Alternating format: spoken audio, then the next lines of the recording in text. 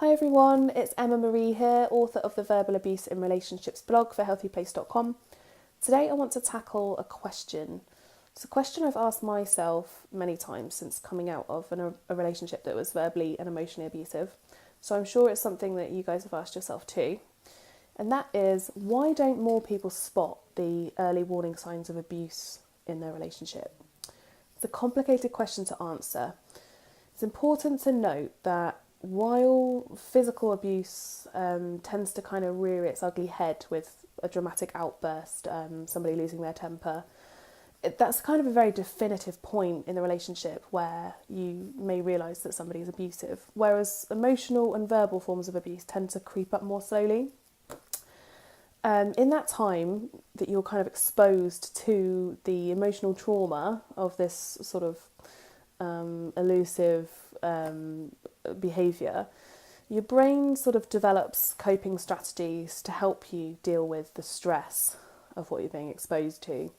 So you may minimise your abuser's behaviour, make excuses for him, you may deny completely that anything is wrong.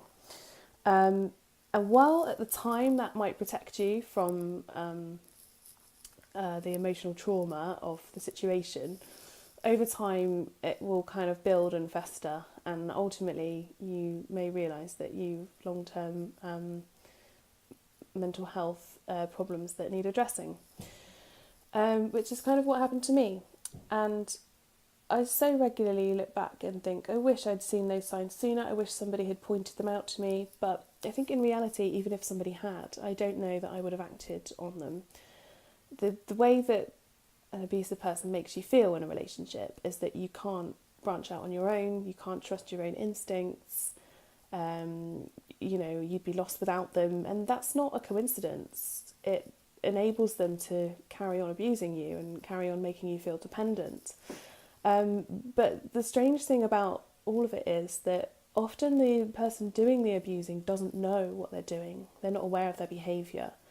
It's not an excuse, obviously, but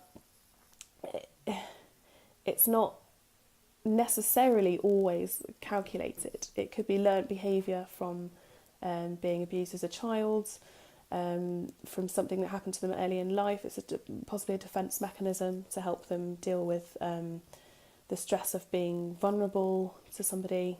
But as I've said in previous articles, there is never an excuse for this behaviour, and you never have to put up with it. So if you think you see any of the warning signs of verbal abuse in a relationship, you can check out the article on HealthyPlace.com for a full list of the signs and symptoms of verbal abuse in your relationship. Then you need to act now. You need to sit down with the person doing the abusing and let them know that it's not acceptable to treat you this way. And if it continues, that you won't be able to stay in the relationship. And that's kind of my advice on the topic. Thank you. See you next time. Bye.